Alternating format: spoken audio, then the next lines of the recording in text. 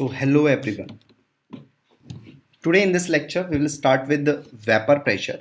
So actually in the last lecture हमने कुछ vapor pressure की बातें कर ली थी और vapor pressure को समझ लिया था, बट वो लेक्चर में बहुत कम डिस्कशन हुआ था vapor pressure का, सो अच्छे से explanation नहीं मिला था vapor pressure का. सो इस लेक्चर में हम स्टार्ट करेंगे vapor pressure से और उसके बाद vapor pressure में जो लॉ दिया गया है दैट इज़ राउल्ट्स लॉ, उसकी बात करेंगे यहाँ पर vapor pressure. तो स्टार्ट करते हैं. देखिए वेपर प्रेशर को वापस से समझने की कोशिश करते हैं सबसे पहले हम. So what is vapour pressure? You know every liquid has a tendency to evaporate. मतलब आपने कभी एक कोई लिक्विड लिया, फॉर एग्जांपल वाटर लिया, उसको एक डब्बे में रख दिया, ठीक है, और डब्बे के ढक्कन को बंद कर दिया. अब आप 2-3 घंटे बाद आके देखेंगे तो अगर उस ढक्कन को खोलेंगे आप, तो आपको हो सकता है कि कुछ वाटर वेपर्स उसके ढक्कन पर लगे मिले, और है ना. अगर मान लीजिए लिक्विड थोड़ा गर्म होगा तो ज़्यादा वेपर्स मिलेंगे आपको, लेकिन फिर भी आपको लिक्विड के डब्बे पर, मतलब लिक्विड के ढक्कन पर आपको कुछ ना कुछ वेपर्स ज़रूर मिलेंगे. तो प्रत्येक लिक्विड की ये टेंडेंसी होती है कि वो एवोपरेट कर जाता है. ओके, तो प्रत्येक लिक्विड क्या करता है भाई? एवोपरेट कर जाता है up to some extent. If its temperature is raised it has a more evaporation. ठीक है, तो वही सारी चीज़ें एक्सप्लेन की गई हैं यहाँ पर फर्स्ट पॉइंट में, विच इज़ वेरी इजी. अब देखो ध्यान से. Now the second point is, so this is the first point that every liquid has a tendency to evaporate. अब हम सेकेंड पॉइंट की बातें करते हैं. Molecule of liquid participating in vaporisation are present on the surface of liquid. अब देखो ध्यान से, मान लीजिए कोई कंटेनर है, फॉर एग्जाम्पल ये बर्तन है. अब इस बर्तन में यहाँ पर इस तरीके से यहाँ तक लिक्विड भरा हुआ है, फॉर एग्जाम्पल यहाँ तक, ठीक है.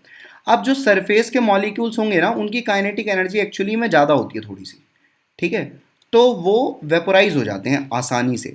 तो पहले कौन वेपोराइज होंगे? जो सरफेस के मॉलिक्यूल्स होंगे वो जल्दी से वेपोराइज हो जाएंगे, वो वेपर्स में कन्वर्ट कर लेंगे अपने आप को. इसको बंद कर देते हैं. ये जो बर्तन है हमारे पास, ये बंद है. अब इसके कुछ वेपर्स क्या होंगे? उठ जाएंगे, है ना. उनकी काइनेटिक एनर्जी ज़्यादा है तो उसकी वजह से ये ऊपर चले जाएंगे. और कौन से मॉलिक्यूल्स वेपोराइज होंगे? पहले जो सरफेस पर लाई कर रहे होंगे, ठीक है. तो वही बोला है, molecule of liquid participating in vaporisation. जो भी लिक्विड मॉलिक्यूल्स पार्टिसिपेट कर रहे हैं वेपोराइजेशन में, वो प्रेजेंट होते हैं सरफेस पर लिक्विड के, ठीक है, as they have more kinetic energy relative to other particles. ठीक है, I hope this second point is also clear to you. वापस से, फॉर एग्जाम्पल एक बर्तन लिया हमने, उसको बंद कर दिया, it is a closed container, और इसके अंदर कोई लिक्विड लिया, ठीक है.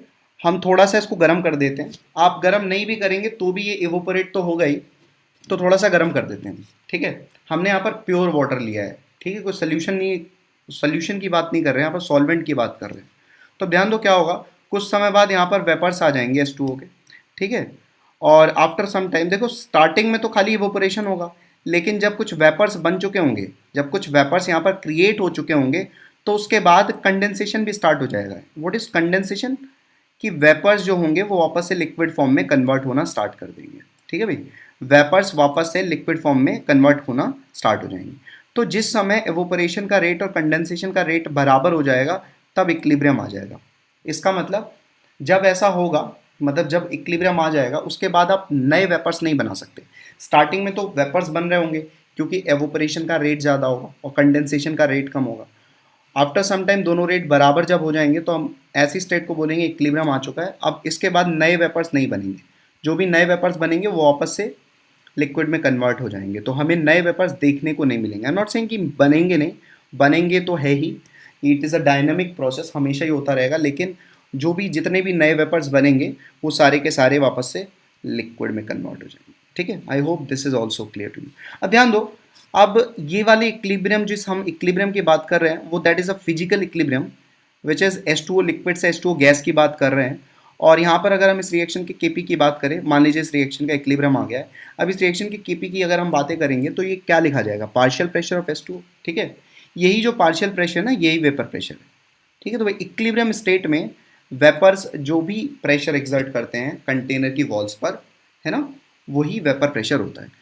तो ये चीज़ को वापस से यहाँ पर लिखा गया है, the pressure exerted by the vapours in equilibrium is called as a vapour pressure, ठीक है. अब इसको थोड़ा सा और हमने एक्सटेंड कर दिया यहाँ पर. This partial pressure of H2O in equilibrium state is called as vapour pressure of water, ठीक है. Vapour pressure is equilibrium constant. अच्छा वेपर प्रेशर है क्या भाई, पार्शियल प्रेशर है वाटर का, वो तो इक्विलिब्रियम कांस्टेंट भी है। तो फिर वही बात बोली, vapour pressure is equilibrium constant and it depends on temperature. तो वेपर प्रेशर जो वाटर का होगा यहाँ पर, प्योर, देखिए प्योर सॉल्वेंट की हम बातें कर रहे हैं, अभी सोल्यूशन की बातें नहीं चल रही, ठीक है। तो जो भी वेपर प्रेशर होगा वो किस पर डिपेंड करेगा, टेम्परेचर पर डिपेंड करेगा, ठीक है। टेम्परेचर को अगर हम बढ़ा देंगे तो वेपर प्रेशर भी बढ़ जाएगा। क्यों बढ़ जाएगा, क्योंकि टेम्परेचर बढ़ाने पर इवोपोरेशन का रेट ज़्यादा हो जाएगा और उसकी वजह से हमको ज़्यादा वेपर्स मिलेंगे, और जब ज़्यादा वेपर्स मिलेंगे तो फिर भाई वेपर प्रेशर भी बढ़ जाएगा। तो वही चीज़ यहाँ लिखी है कि टेम्परेचर बढ़ाने पर वेपर प्रेशर भी बढ़ जाता है। As at higher temperature evaporation will be more, so more vapours will be produced. Okay, so जो पॉइंट्स आपने यहाँ से यहाँ तक नहीं लिखे हैं, मतलब आई थिंक ये वाला पॉइंट नहीं लिखा होगा कि मॉलिक्यूल के सरफेस पर होते हैं वही पार्टिसिपेट करते हैं वेपराइजेशन में, क्योंकि उनकी काइनेटिक एनर्जी ज़्यादा होती है। तो जो पॉइंट आपने नहीं लिखे हैं उनको आप यहाँ से पहले नोट कर लो, देन आफ्टर विल प्रोसीड, ठीक है। पहले आप इनको नोट कर लो, फिर उसके बाद हम पढ़ जाते हैं। जो भी पॉइंट आपको लगता है कि आपने कल नहीं लिखे थे, क्योंकि लास्ट में हमने वेपर प्रेशर पढ़ा था तो थोड़ा जल्दी में खाली हमने वेपर प्रेशर की डेफिनेशन ही देखी। तो सबसे पहले आप क्या करो, यहाँ पे कुछ पॉइंट्स जो आपने कल नहीं लिखे थे उनको सबसे पहले कॉपी करो।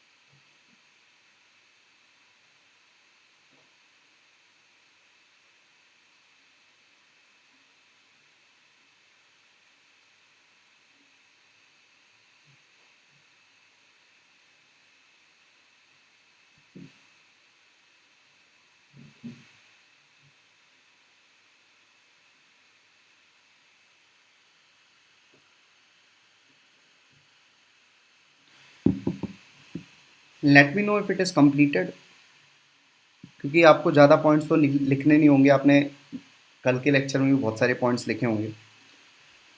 तो मुझे लगता है ये वाला सेकेंड पॉइंट आपको लिखना होगा, या वापस से भी स्टार्ट कर सकते हो, ठीक है। एक्स्ट्रा ही लिखा जाएगा तो भी कोई दिक्कत नहीं है।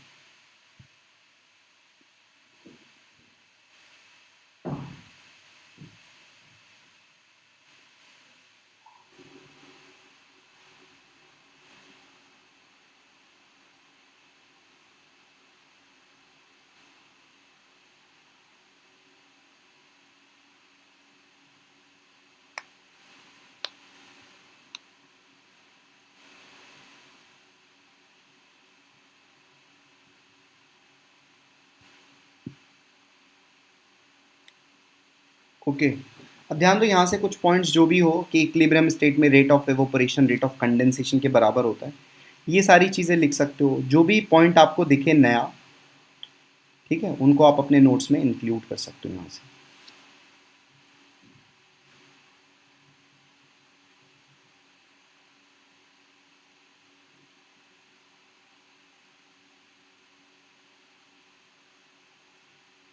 तो मुझे बताते रहना जब जब होता जाएगा, मतलब आपको ऐसा लग रहा है कि हमने ये पॉइंट तो नोट्स में इंक्लूड कर रखा है, तो फिर उस पॉइंट को मत लिखना अगर सेम पॉइंट आपको मिलता है, क्योंकि मुझे ये नहीं पता मैंने कल कहाँ तक डील किया था।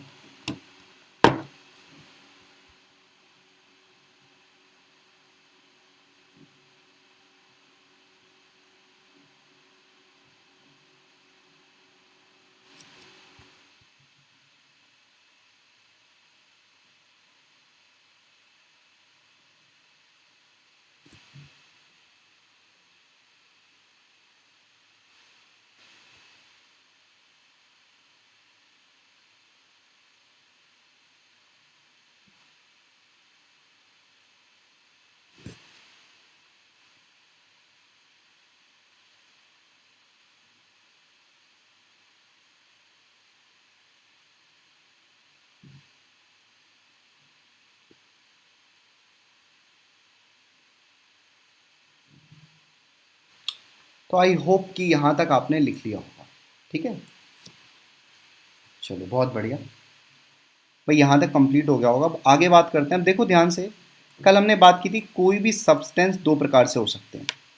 ठीक है, दुनिया में कोई भी सब्सटेंस जो होंगे उनको हम दो प्रकार से कैसे कैटेगराइज कर रहे हैं, उनकी वॉलेटिलिटी के ऊपर। अब देखो वॉलेटिलिटी क्या चीज़ है। वॉलेटिलिटी का मतलब है कि एवोपराइज हो जाना, एवोपरेट हो जाना, एवोपोरेशन की टेंडेंसी, वेपराइजेशन की टेंडेंसी को हम बोल रहे हैं उसकी वॉलेटिलिटी। ठीक है, तो कोई भी सॉल्यूट या सॉल्वेंट दो तरीके से लिया जा सकता है, one may be volatile, other is non volatile. तो अब यहाँ पर देखो, एक तो वॉलेटाइल हो जाएगा और एक हो जाएगा नॉन वॉलेटाइल। वॉलेटाइल बोलने का मतलब है कि वो एवोपरेट हो सकता है, उसकी एवोपरेशन की टेंडेंसी है, लेकिन नॉन वॉलेटाइल होने का मतलब क्या है, उसकी एवोपरेशन की टेंडेंसी नहीं है। ओके, वापस से, volatile can be evaporated and non volatile can't be evaporated. ठीक है, आई होप ये पॉइंट भी आपने इंक्लूड किया होगा। अच्छा, ये दोनों हो सकते हैं, सॉल्वेंट भी हो सकता है और सॉल्यूट भी हो सकता है, कोई भी सब्सटेंस हो सकता है भाई, वॉलेटाइल कोई भी सब्सटेंस। जैसे आप फॉर एग्जांपल कोई ऐसे जो नैप्थेलीन की गोलियां आती है ना, बहुत सारी गोलियां होती है ना जो नैप्थेलीन वगैरह की गोलियां आती है, तो उनको आप ऐसे ही रख दो तो वो ऑटोमेटिकली वेपराइज होते रहते हैं, उनके वेपर्स ऑटोमेटिकली निकलते रहते हैं, तो वो भी सॉलिड सब्सटेंस है लेकिन वो वेपराइज हो रहा है, इसका मतलब वो वॉलेटाइल है। ठीक है, जैसे आप कपूर समझ लो, तो कपूर भी वॉलेटाइल होगा। ठीक है, तो जो अपने आप वेपर्स में कन्वर्ट होते रहते हैं, इवोपोरेट होते रहते हैं, उनको हम वॉलेटाइल बोल रहे हैं। जो नहीं होते हैं इवोपोरेट, उनको हम नॉन वॉलेटाइल बोल रहे हैं। ठीक है, I hope this point will also be clear. ठीक है, ना one note point is that vapour pressure of solution containing non volatile solute will be less. अब यहाँ पर एक पॉइंट है। अच्छा, मैंने एक पॉइंट बोला था कल तुम्हें कि सोल्यूशन का वेपर प्रेशर, ठीक है, कॉन्सेंट्रेशन के साथ वेरी करेगा कि नहीं करेगा। अच्छा, इस पॉइंट को ध्यान से सुनना। हम लोग यहाँ पर जो बातें कर रहे हैं ना, ये इस चीज़ को ध्यान से थोड़ा सुनना। ये जो बात हुई है ना कि यहाँ पर हमने एक प्योर वाटर का केस लिया और प्योर वाटर का जो केपी है वो पार्शियल प्रेशर ऑफ H2 आ गया, मतलब वेपर प्रेशर आ गया। अब केपी तो वेरी नहीं करेगा, तो यहाँ पर ये जो आप कितना भी पानी ले लो, मतलब कितना भी वाटर ले लो, चाहे तो बहुत ज़्यादा वाटर ले लो, उससे फ़र्क नहीं पड़ता, उससे बिल्कुल भी फ़र्क नहीं पड़ेगा वेपर प्रेशर पर। तो वेपर प्रेशर यहाँ पर अमाउंट ऑफ लिक्विड पर डिपेंड नहीं करेगा, कितना भी पानी ले लो तुम्हारा वेपर प्रेशर उससे चेंज नहीं होने वाला। तो ये बात है, लेकिन अगर आप टेम्परेचर चेंज कर दोगे तो चेंज हो जाएगा। अब अगर हम सॉल्यूशन की बात करें तो सॉल्यूशन में थोड़ा सा डिफरेंट केस है, इस चीज़ को समझना, थोड़ा सा इस चीज़ को समझना। अगर मान लो हम किसी सॉल्यूशन में सॉल्यूट का अमाउंट बढ़ा दें, सॉल्यूट का अमाउंट बढ़ा देंगे तो उससे वेपर प्रेशर बदल जाएगा। तो जो कल वो पॉइंट था उसको थोड़ा सही कर लेना, क्योंकि अगर हम सॉल्यूट का अमाउंट बढ़ाएंगे किसी सॉल्यूशन के अंदर तो उससे वेपर प्रेशर अफेक्ट हो जाएगा। अब वहाँ पर हम सिर्फ बात कर रहे हैं सॉल्वेंट के लिए। जब हमने पहले बात की कि भाई टेम्परेचर पर डिपेंड करता है, तो वहाँ पर हम सॉल्वेंट के लिए केस ले रहे थे। तो सॉल्वेंट में अमाउंट ऑफ लिक्विड चाहे कितना भी ले लो, उससे वेपर प्रेशर चेंज नहीं होगा। लेकिन सोल्यूशन के लिए हम अलग से बात करेंगे। अगर हम सोल्यूशन में सोल्यूट का अमाउंट बढ़ा दें, ज़्यादा नंबर ऑफ पार्टिकल सोल्यूट के ला के रख दें, तो उससे वेपर प्रेशर अफेक्ट हो जाएगा। इस चीज़ को ध्यान रखना। चलो अब आगे बढ़ते हैं।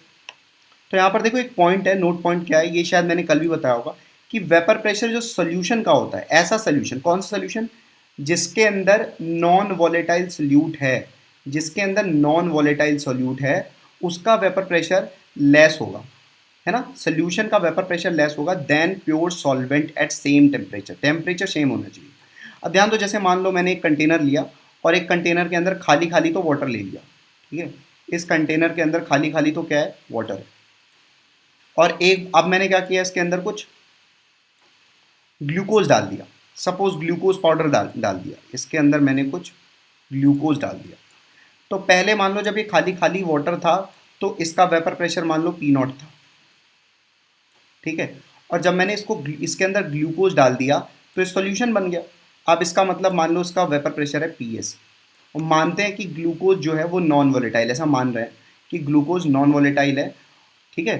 तो अब मुझे ये पता चल गया कि भाई जो सोल्यूशन होगा PS, the vapour pressure of solution, वो कम होगा किससे, vapour pressure of pure solvent से। तो ये बात याद रखने वाली, ये नोट करने वाली बात है कि वेपर प्रेशर सोल्यूशन का क्या होगा, कम होगा किससे, सॉल्वेंट के वेपर प्रेशर से। ठीक है, I hope this point is also clear to you. ठीक है, तो ये भी बात अगर आपने नोट करके नहीं लिखी है तो ये भी बात लिख लेना। ठीक है, अगर आपने ये वाला पॉइंट नहीं लिखा है कि वेपर प्रेशर सोल्यूशन का कम होता है किससे, प्योर सॉल्वेंट से, तो ये बात भी लिख सकते हो। आई होप ये पॉइंट भी लिखा होगा तुमने। सॉल्वेंट के लिए अलग से बात करेंगे वेपर प्रेशर की, और सोल्यूशन के लिए अलग से बात करेंगे। यहाँ पर ये ध्यान देने वाली बात है। अभी ऐसा मैं समझाऊंगा क्या होता है, क्यों होता है ऐसा। जैसे ध्यान दो, चलो इस पॉइंट को समझ ही लेते हैं। जैसे फॉर एग्जांपल मान लो एक सोल्यूशन ले लिया हमने, तो यहाँ पर जो रेड कलर से दिखाया गया है सोल्यूट के पार्टिकल्स हैं। ठीक है, और जो यहाँ पर ब्लैक ब्लैक से ऐसे डॉटेड डॉटेड है वो पूरा का पूरा सॉल्वेंट है। तो अब देखो क्या होगा, जब सोल्यूट आ जाएगा सोल्यूशन के अंदर, तो वो कुछ एरिया, सरफेस का कुछ एरिया खुद ऑक्यूपाई कर लेगा। मतलब सोल्यूट के पार्टिकल्स कुछ एरिया ऑक्यूपाई कर लेंगे सरफेस का। तो अब इसकी वजह से क्या होगा कि बहुत सारे जो सॉल्वेंट के पार्टिकल्स इस एरिया पर रहते, ठीक है, जहां पर अब सोल्यूट आ चुका है, पहले सारे के सारे क्या थे, यहाँ पर सॉल्वेंट के पार्टिकल थे, तो वो सारे के सारे वेपोराइज हो सकते थे ना। जो भी सरफेस पर सॉल्वेंट के पार्टिकल्स लाई कर रहे थे वो सारे के सारे वेपोराइज हो जाते। लेकिन अब सॉल्यूट के पार्टिकल्स आके उनको नीचे दबा दिए, कुछ तो एरिया सॉल्यूट के पार्टिकल्स भी ऑक्यूपाई करेंगे। तो उसकी वजह से क्या होगा कि जो पार्टिकल्स पहले वहां पर रहते, उनकी जगह पर रहते, वो अब वेपोराइज नहीं हो पाएंगे। तो उतने वेपर्स नहीं क्रिएट हो पाएंगे जितने होने चाहिए थे। तो यहाँ पर वही बात बोली गई, इसका एक्सप्लेनेशन ऐसे ही है, तो इसको ऐसे ही याद रखेंगे। Some solute particles lying on the surface will obstruct करेंगे सोल्यूट पार्टिकल्स सॉल्वेंट पार्टिकल्स को to evaporate, so this vapour pressure will be lowered, this is called as lowering of vapour pressure. अब ध्यान दो, वेपर में कौन convert होते हैं, surface वाले मॉलिक्यूल्स कन्वर्ट होते हैं। तो सरफेस पर कुछ सोल्यूट के पार्टिकल्स आ गए जो उनको वेपराइज नहीं होने देंगे। इससे जो वेपर प्रेशर होगा सोल्यूशन का वो लोअर हो जाएगा, मतलब वो घट जाएगा। इसको हम बोलते हैं लोवरिंग ऑफ वेपर प्रेशर। इस पॉइंट को हम बोलते हैं लोवरिंग ऑफ वेपर प्रेशर। तो आई होप ये वाला पॉइंट भी आपको लिख लेना चाहिए। ठीक है, इसकी एक्सप्लेनेशन कि क्यों ऐसा होता है कि सोल्यूशन का वेपर प्रेशर कम होता है लेकिन प्योर सॉल्वेंट का वेपर प्रेशर ज़्यादा होता है। तो इस पॉइंट को लिख के मुझे कंफर्म करो कि हो गया है।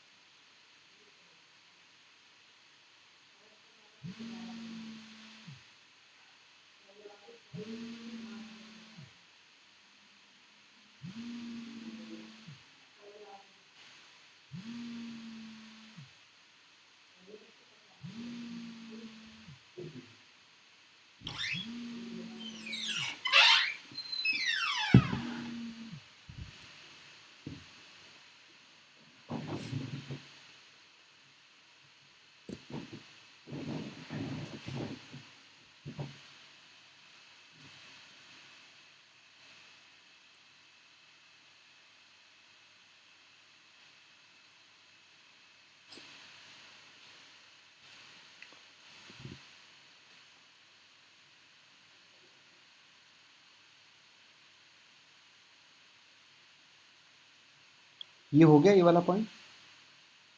ओके,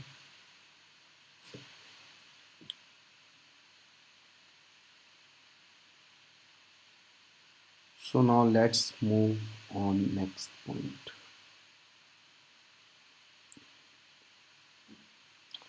चलो तो नेक्स्ट पॉइंट की तरफ बढ़ते हैं।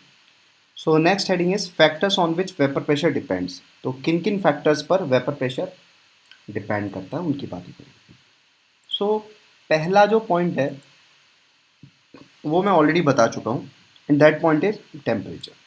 तो भाई टेम्परेचर पर वेपर प्रेशर डिपेंड करता है। एंड यू नो कि टेम्परेचर बढ़ाने पर वेपर प्रेशर बढ़ जाता है और टेम्परेचर घटाने पर वेपर प्रेशर घट जाता है। तो देखो पढ़ते हैं इसको। When temperature is increase vapour pressure also increases according to the following relation. अब जैसे हमने यहाँ पर कल रिलेशन कुछ देखा था, ये वाला शायद रिलेशन देखा था, L N P two upon P one is equal to delta H vaporisation upon 2.303 R. Sorry this should not be 2.3। देखो अगर एल एन में लिखेंगे तो 2.303 नहीं आएगा, ठीक है, लेकिन अगर हम लॉग में लिखेंगे तो 2.303 आएगा। तो अगर लिख रहे हो log P two upon P one तो उसको उसका जो रिलेशन बनेगा वो आएगा delta H vaporisation upon 2.303 R into 1/T1 minus 1/T2। और अगर एल एन में लिख रहे हो तो यहाँ पर 2.303 नहीं आएगा, बाकी सब कुछ आएगा। तो ये रिलेशन ऑलरेडी आपने पढ़ा था। P2 क्या है, vapour pressure at T2 temperature, P1 क्या है, vapour pressure at T1 temperature, ठीक है। तो ये एक पॉइंट हो गया कि टेम्परेचर पर किस हिसाब से वेरी करता है। अब सेकंड पॉइंट क्या है कि टाइप ऑफ सॉल्वेंट, कौन सा सॉल्वेंट हमने कैरी किया है सोल्यूशन के अंदर उस पर भी डिपेंड करें। जैसे अगर मैं आपको बताऊं कि आप दो सॉल्वेंट लेते हो H2 और एल्कोहल, जैसे यहाँ पर लिखा ही है उसको पहले देख लेते हैं उसके बाद बात करते हैं। देखो क्या है, the solvent in which molecules are loosely binded. अब देखो दो तरीके के सॉल्वेंट हो सकते हैं। एक तो ऐसा सॉल्वेंट है कि जिसमें मॉलिक्यूल्स अच्छे से बाइंडेड है। अगर अच्छे से बाइंडेड है तो वो जल्दी एवोपरेट थोड़ी ना होना चाहिए, ठीक है। अगर लूजली बाइंड है तभी अच्छे से एवोपरेट होंगे। तो जिस सॉल्वेंट के अंदर मॉलिक्यूल्स लूजली बाइंडेड है, आसानी से, मतलब बहुत ज़्यादा फोर्स से नहीं बाइंडेड है, विल गेट एवोपरेटेड ईजिली, वो आसानी से एवोपरेट हो जाएंगे and generate more vapour pressure, और फिर वो ज़्यादा वेपर प्रेशर जनरेट करेंगे। जैसे फॉर एग्जांपल अगर आप वाटर की बात करते हो, ठीक है, आप वाटर की बात करते हो, एक तो वाटर ले लेते हो आप और एक अल्कोहल ले लेते हो, दो तरीके सॉल्वेंट ले लेते हो आप, एक अल्कोहल ले लेते हो एक वाटर ले लेते हो, ठीक है। तो वेपर प्रेशर अल्कोहल का ज़्यादा होता है। मैं आपको ये बता रहा हूँ कि वेपर प्रेशर अल्कोहल का ज़्यादा होता है। क्यों ज़्यादा होता है उसके पीछे वजह है कि अल्कोहल में भी एक्चुअली हाइड्रोजन बॉन्डिंग तो होती है। जैसे OH है, ठीक है, एक ये OH है, एक ये OH है, ठीक है। तो हाइड्रोजन और ऑक्सीजन के बीच में यहाँ पर हाइड्रोजन बॉन्डिंग होगी, दिस इज हाइड्रोजन बॉन्ड, ठीक है। अल्कोहल के अंदर बात कर रहा हूँ मैं, दिस इज हाइड्रोजन बॉन्ड। अब वाटर के अंदर भी हाइड्रोजन बॉन्डिंग होती है, ठीक है, वाटर के अंदर भी हाइड्रोजन बॉन्डिंग। लेकिन आपको ये पता होगा जो वाटर के अंदर हाइड्रोजन बॉन्डिंग होती है उसमें एक वाटर का मॉलिक्यूल चार चार हाइड्रोजन बॉन्ड बना रहा होता है, चार चार हाइड्रोजन बॉन्ड बना रहा होता है। यहाँ पर एक ही हाइड्रोजन बॉन्ड बनेगा। तो हाइड्रोजन बॉन्डिंग कहाँ पर ज़्यादा बढ़िया हो रही है, हाइड्रोजन बॉन्डिंग वाटर में अच्छी हो रही है। इसका मतलब वाटर के जो मॉलिक्यूल्स होंगे वो अच्छे से बाइंडेड होंगे, तो वो जल्दी से एवोपरेट नहीं होना चाहेंगे। तो इसका मतलब क्या है, वेपर प्रेशर कहाँ पर ज़्यादा होगा, कहाँ पर ज़्यादा होगा भी, अल्कोहल में ज़्यादा होगा। तो वही है, in alcohol hydrogen bonding is weak while in H2 hydrogen bonding is strong. तो इसलिए अल्कोहल का वेपर प्रेशर ज़्यादा होता है, वेपर प्रेशर इसीलिए अल्कोहल का ज़्यादा होता है। तो यहाँ पे बात ये आ गई कि सॉल्वेंट कौन सा ले रहे हो इस बात पर भी डिपेंड करेगा वेपर प्रेशर, ठीक है। अब जैसे आगे बात करें अल्कोहल और ईथर में कंपैरिजन करें, ठीक है।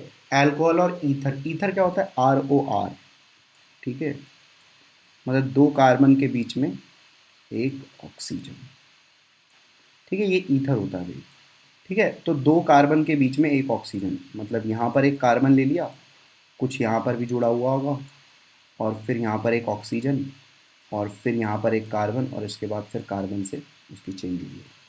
तो ईथर और अल्कोहल ले लें तो उसमें हमने ये देखा कि ईथर का वेपर प्रेशर ज़्यादा होता है, ईथर का वेपर प्रेशर ज़्यादा होता है। ऐसा इसलिए होता है कि ईथर के अंदर, ईथर के जो मॉलिक्यूल्स होते हैं वो बाइंडेड होते हैं वेंडरवॉल फोर्स ऑफ अट्रैक्शन से, वेंडरवॉल फोर्सेस से वो बाइंडेड होते हैं, है ना, that exist between their molecule. लेकिन अल्कोहल में क्या होती है भाई, हाइड्रोजन बॉन्डिंग होती है। अल्कोहल के मॉलिक्यूल्स हाइड्रोजन बॉन्डिंग से जुड़े होते हैं, और हाइड्रोजन बॉन्डिंग और वेंडरवॉल फोर्स में अगर बात करें तो कौन स्ट्रांग होता है, हाइड्रोजन बॉन्डिंग ज़्यादा स्ट्रांग होती है। तो अल्कोहल के जो मॉलिक्यूल्स होंगे वो अच्छे से बाइंडेड होंगे, लेकिन ईथर में जो मॉलिक्यूल्स होंगे वो उतने अच्छे से बाइंडेड नहीं होंगे। इस वजह से ईथर का जो वेपर प्रेशर होगा वो थोड़ा ज़्यादा होगा, ठीक है। तो वो थोड़ा ज़्यादा होगा। तो यहाँ पे हमने सेकंड पॉइंट कवर किया है कि भाई सॉल्वेंट आपने कैसा लिया है इस बात पर भी डिपेंड करेगा कि वेपर प्रेशर क्या होगा, ठीक। चलो तीसरी बात हो गई कि एडिशन ऑफ सॉल्यूट, ठीक है। अब जैसे इस पॉइंट को भी समझ लेते हैं। मान लो देखो, on addition of non volatile solute, आपने एक सोल्यूशन के अंदर नॉन वॉलेटाइल सोल्यूट ऐड कर दिए, ठीक है।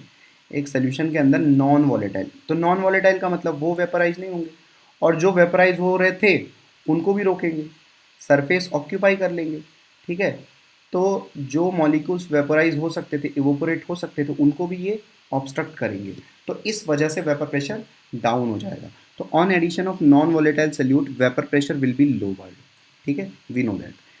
On addition of volatile solute, अगर मान लो हमने वॉलेटाइल सोल्यूट डाल दिया, वॉलेटाइल सोल्यूट डालने का मतलब क्या है, मतलब हमने एक पानी ले लिया और एक अल्कोहल ले लिया, ठीक है, और ऐसे करके एक सोल्यूशन बना दिया, एक बार तो पानी ले लिया और एक बार अल्कोहल ले लिया, तो यहाँ पर दोनों ही कैसे हैं, वॉलेटाइल हैं। तो यहाँ पे भी वेपर प्रेशर चेंज हो जाएगा, कैसे चेंज होगा हम आगे इस चीज़ को देखेंगे। लेकिन सोल्यूट आप कैसा डाल रहे हो, वॉलेटाइल सोल्यूट डाल लो कि नॉन वॉलेटाइल सोल्यूट डाल लो, इस बात पर भी फ़र्क पड़ेगा कि वेपर प्रेशर क्या होगा। तो चलो आप ये पॉइंट आप कवर करो कि किन फैक्टर्स पर वेपर प्रेशर डिपेंड करेगा। सबसे पहले टेम्परेचर वाला लिख लो, फिर आगे मैं स्क्रॉल करता रहूँगा।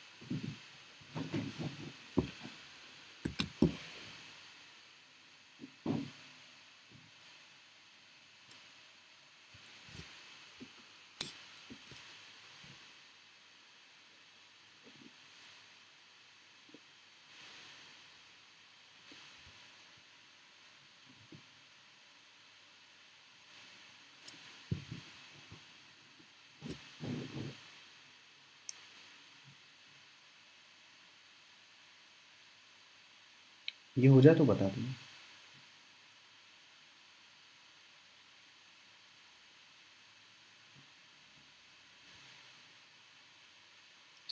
इतना तो काफ़ी जूम है इसमें, कितना जूम करवाओगे।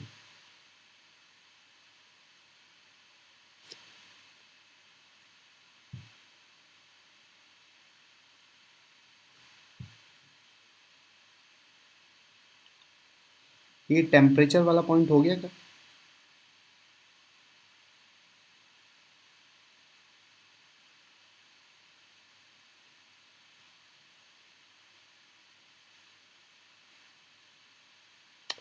सोल्यूशन के लिए बाद में बात करेंगे कि वेपर प्रेशर कैसे कॉन्सेंट्रेशन पर डिपेंड करता है, ठीक है। अभी के लिए जो चीज़ बता रहा हूँ उसको समझो।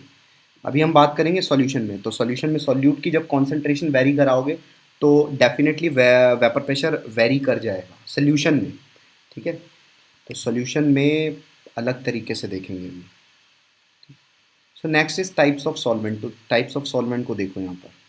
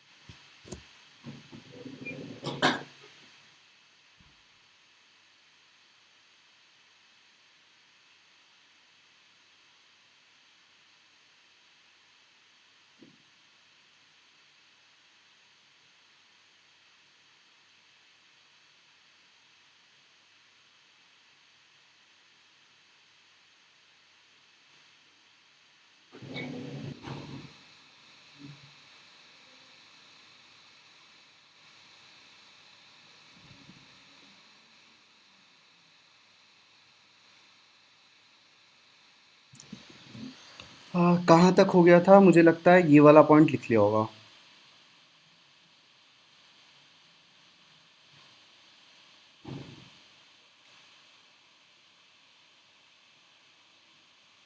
ठीक है, मुझे ये कंफर्म करो कहाँ तक लिख लिया तुमने, फिर आगे बढ़ो।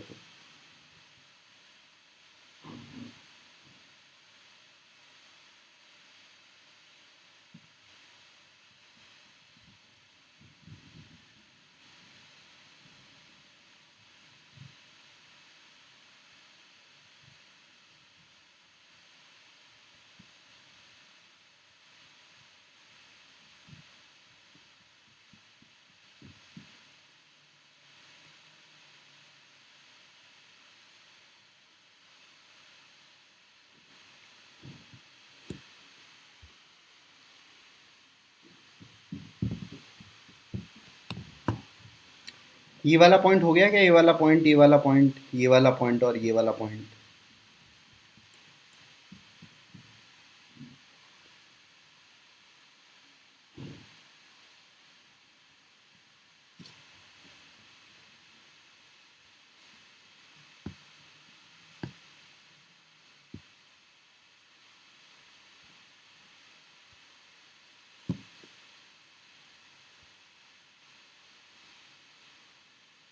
एग्जाम्पल लिखना है स्टूडेंट।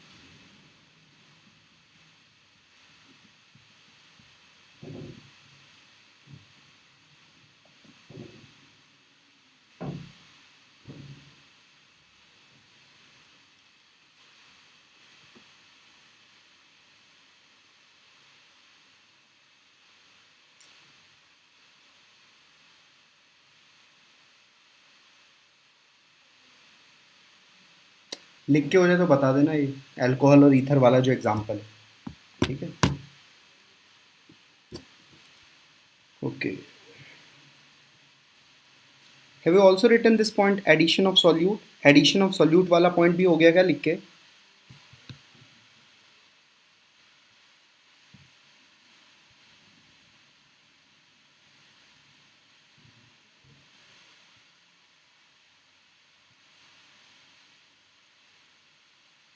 एडिशन ऑफ सॉल्यूट वाला भी पॉइंट लिख लिया है क्या आपने?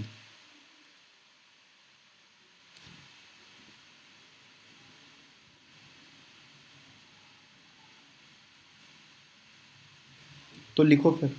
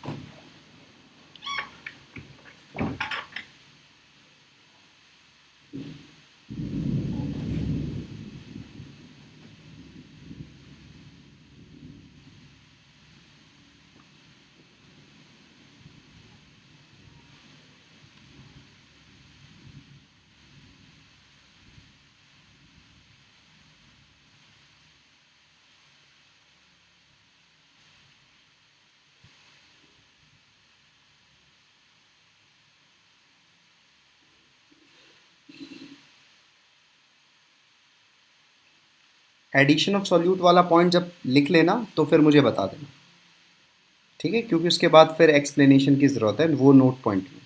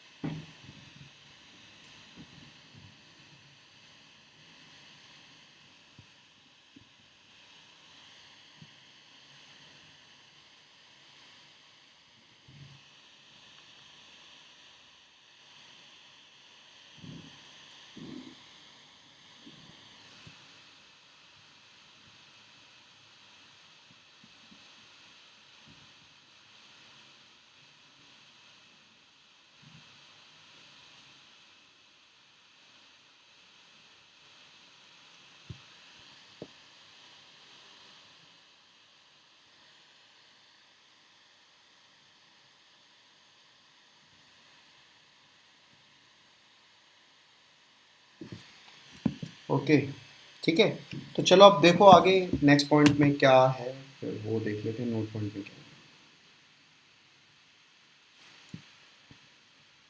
सो देखो नोट पॉइंट क्या है, lowering of vapour pressure in case of non volatile solute.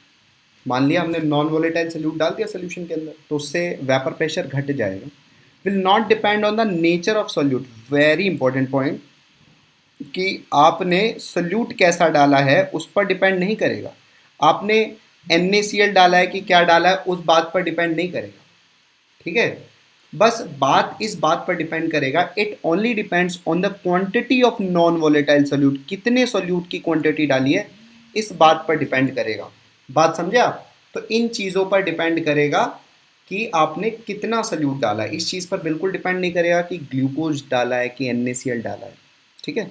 तो ये वाला पॉइंट भी लिख लो।